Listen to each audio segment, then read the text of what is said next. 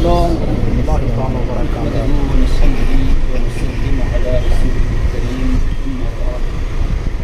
غافر أعظم بمني بيسر السامانات قبل الدين بعد الدين يا صاحب النادي لكل الناس في السمع والأعضاء وحسن البصر وبطول عمر لا بعمر قاصر يا مجمع الخيرات عبد القادر. معزز سادہ اعظام، علماء کرام، محترم بزرگوں، دوستوں اور بھائیوں، اللہ تعالیٰ کا فضل و احسان کہ اللہ تعالیٰ نے ہمیں ایمان کی دولت سے نوازا، نبی پاک صلی اللہ علیہ وسلم کے غلاموں میں ہمیں بنایا اور اولیاء کرام کی غلامی اللہ نے ہمیں نصیب فرمائی.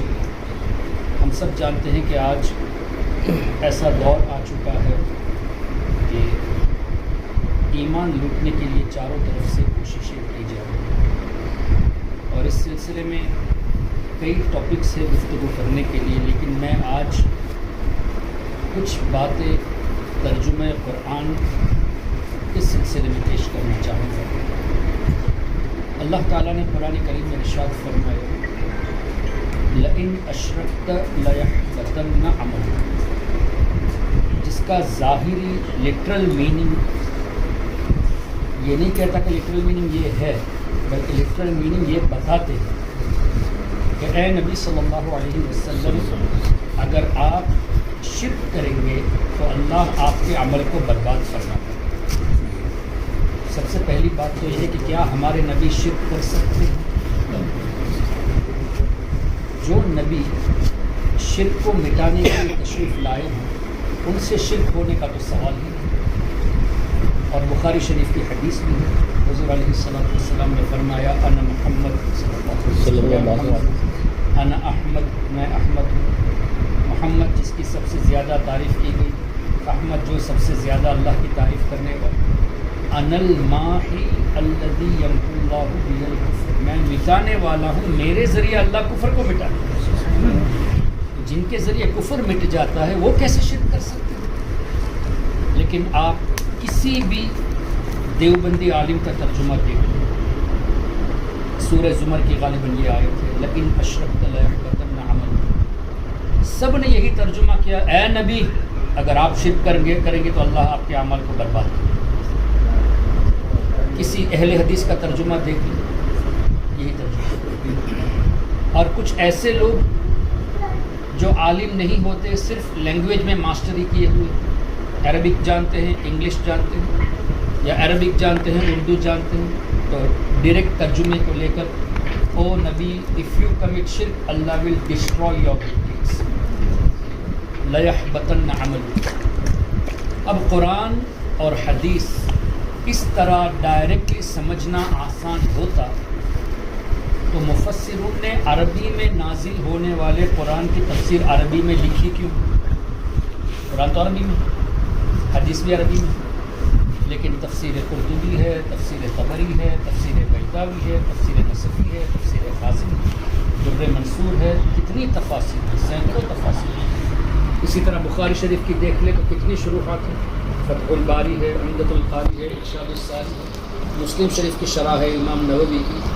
تو اس کی ضرورت کیا ہے؟ اس سے یہ پتہ چلا کہ ون کی not take directly meaning from the Quran by merely having done masters in the language. No, کوئی بھی نہیں کر سکتا. اب مفسرون نے کیا لکھا کہ یہاں الخطاب للنبی ہے، خطاب تو حضور علیہ السلام کی طرف ہے، والمراد امتہ، لیکن اس سے مراد حضور علیہ السلام کی امت. اور بعض تفسیر میں ہے ایھا السامع، اے سننے والے، یعنی اے نبی کے ذریعے اس قرآن کو سننے والے تم شرک کرو گے تو اللہ عمل برباد کر دے گا. یہ نہیں کہ نبی پاک صلی اللہ علیہ وسلم شرک کریں گے اور ان کے عمل برباد ہوگا. دس از امپاسبل، حضور سے شرک ہو ہی نہیں سکتا. تو اس طرح کا ترجمہ کر کے امپریشن دینا چاہتے ہیں کہ دیکھو اللہ نے نبی کو نہیں چھوڑا، اگر نبی بھی شرک کریں گے تو اللہ تعالیٰ عمل برباد کر دے گا. پہلے یہ ہونا ہی ممکن نہیں ہے. اسی طرح ایک اور آیت وَلَئِنِ اتَّبَعْتَ أَهْوَاءَهُمْ من بعد ما جاءك من العلم ما لک من اللہ من ولی ولا نصیر. اس طرح کی 2 آیتیں سورہ بقرہ میں 120 یا 121 اور اس طرح 140 سے 41 پہلے پارے کے آخر میں اور دوسرے پارے کے شروع میں، جہاں اللہ فرماتا ہے اے نبی اگر آپ یہودیوں کی اتباع کریں گے تو اللہ آپ کی مدد نہیں فرمائے گا. اب اگین کوشچن ارائزز، کیا نبی یہودیوں کی اتباع کر سکتے ہیں؟ وہ تو ان کو بھی تعلیم دیے تھے، اسلام کی دعوت دی. So how can he follow the desires? How can he obey? How can he follow the Jews and the Christians? It's impossible. لیکن آپ کسی بھی دیوبندی عالم کا ترجمہ دیکھ لیں، وہابی کا دیکھ لیں، اہل حدیث کا دیکھ لیں، یہی ملے گا اے نبی اگر آپ اتباع کرو گے تو اللہ تعالیٰ آپ کی مدد نہیں فرمائے گا. جبکہ اللہ نے تو نبی کو مددگار بنایا. انما ولیکم اللہ ورسولہ، بے شک اللہ تمہارا مددگار، اللہ کے رسول مددگار. تو اللہ کیسے یہ فرمائے کہ اے نبی میں آپ کی مدد نہیں کروں گا؟ اللہ کی مدد سے تو حضور مددگار بنے. تو اب اس کی بھی تفسیر آپ دیکھیں تو وہاں بھی یہی ہے، ایھا السامع، اے سننے والے، الخطاب للنبی صلی اللہ علیہ وسلم والمراد امت، خطاب حضور سے ہے، مراد. امام احمد رضا رحمۃ اللہ علیہ کا ترجمہ اب آپ دیکھ لیں. لئن اشرکت لیحبطن عملک میں فرمایا اے سننے والے اگر تم شرک کرو گے تو اللہ تمہارا برباد کرے گا. اور وَلَئِنِ اتَّبَعْتَ أَهْوَاءَهُمْ میں اعلیٰ حضرت نے ترجمہ فرمایا اے سننے والے اگر تم یہودیوں کی اتباع کرو گے تو اللہ تمہاری مدد نہیں کرے گا. دیکھو کتنی کلیئرٹی ہے، کتنی آسانی سے ہم سمجھ سکتے ہیں کہ ان لوگوں نے کس طرح حضور علیہ السلام کے بغض میں لوگوں کے ذہنوں کو خراب کیا. ایک اور آیت کریم اللہ تعالیٰ نے ارشاد فرمایا وَوَجَدَكَ ضَالًّا فَهَدَى. اب ترجمہ کیا ہوتا ہے؟ اے نبی آپ کو ہم نے گمراہ پایا تو ہم نے آپ کو راہ دی. کسی نے ترجمہ کیا کہ اے نبی ہم نے آپ کو ایمان اور شریعت سے بے خبر پایا. اس طرح کے ترجمہ کے کسی نے کہا کہ ہم نے آپ کو لاسٹ پایا اور ہم نے آپ کو راہ دی، گائیڈ کیا. اس طرح کے تراجم کیے. لیکن حضور میری سمجھ میں یہ نہیں آتا، میں نے کئی تفسیر اس آیت کریمہ پر دیکھی، کہیں پر بھی میں نے یہ نہیں دیکھا کہ کسی مفسر نے گمراہ کا لفظ لکھا، لیکن ان کے ترجمے میں لکھا ہے ہم نے آپ کو گمراہ پایا. تو بغیر تفسیر پڑھے ترجمہ کرتے ہیں اور لوگوں کو گمراہ کرنے کی کوشش کرتے ہیں. اب یہاں کیا ہے اس کی تفسیر آپ اٹھا کر دیکھ لیجئے. وَوَجَدَكَ ضَالًّا فَهَدَى. ایک تفسیر میں تو یہ ہے، بلکہ اکثر تفسیر میں نے دیکھا کہ نبی پاک صلی اللہ علیہ وسلم بچپن میں جب ان کے چچا کے ساتھ ملک شام گئے تھے اس وقت تھوڑی دیر کے لیے گم ہو گئے تھے. تو اس کا اللہ تبارک و تعالی نے یہاں تذکرہ فرمایا. تو تھوڑی دیر کے لیے گم ہو جانا، نظروں سے ہٹ جانا اور ہے، اور گمراہیت کی طرف جانا اور. اچھا پھر کیا ہمارے نبی صلی اللہ علیہ وسلم نے یہ نہیں فرمایا کنت نبیا وآدم بین الروح والجسد، میں اس وقت بھی نبی تھا جب حضرت آدم علیہ السلام روح اور جسم کے درمیان تھے. اس طرح کی 2 روایت ہے. ایک ہے کنت نبیا وآدم بین الماء والطین، حضرت آدم علیہ السلام مٹی اور پانی کے درمیان میں تھے تب میں نبی تھا، او کما قال. لیکن اس حدیث کو، ماء اور تین کی حدیث کو کچھ لوگ نہیں مانتے، ضعیف مانتے. لیکن ابن تیمیہ نے بین الروح والجسد کو صحیح کیا ہے، صحیح کہا کہ یہ حدیث صحیح ہے. تو ہم دونوں پیش کرتے ہیں، اور روح اور جسد والی ورڈنگ میں فرق ہے نا. اس ورڈنگ کو تو مانتے ہو، مانا تو ایک ہی ہوا نا، پانی اور مٹی کے درمیان ہونا، روح اور جسد کے درمیان ہونا. And of the day before the creation of آدم علیہ السلام آ نبی واز اے پروفٹ، یہی تو ہوا نا. تو جب ہمارے نبی پہلے سے نبی تھے تو گمراہ ہونے کا سوال کیسے جب وہ نبی تھے؟ اس لیے کہ نبی ہوتا ہی دوسروں کو گائیڈ کرنے والا، تو گمراہ ہونے کا سوال ہی نہیں. اسی طرح میں نے غالباً قرطبی میں دیکھی تو امام قرطبی فرماتے ہیں کہ یہاں مراد دال سے محبت بھی ہے، کہ ہم نے آپ کو اللہ کی محبت میں خود رفتہ پایا. اور وہ دلیل کیا دیتے ہیں؟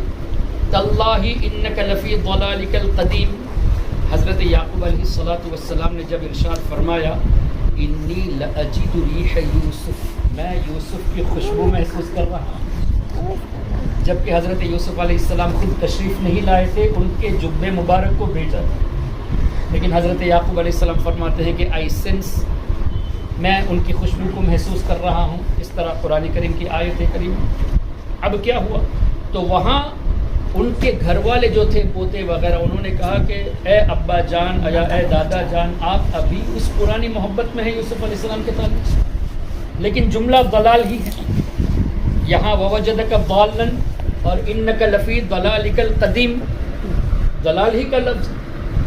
ان وہابیوں نے یعقوب علیہ السلام کی بات آئی تو یہاں محبت کا ترجمہ کیا، لیکن حضور کی بات آئی تو گمراہ کا ترجمہ کیا۔ یہ کون سینس ہے؟ تو تفسیر میں یہ آیا، چونکہ یہاں یہ مراد لیا گیا ہے، وہاں بھی یہ مراد ہے۔ اچھا، اب اعلیٰ حضرت امام احمد رضا کا ترجمہ دیکھیں، تفسیر کی روشنی میں اٹس ویری کلیئر، اللہ نے آپ کو اپنی محبت میں خود رفتہ پایا۔ تو تفسیر کا نچوڑ ہے سیدی اعلیٰ حضرت امام احمد رضا رحمۃ اللہ کا ترجمہ۔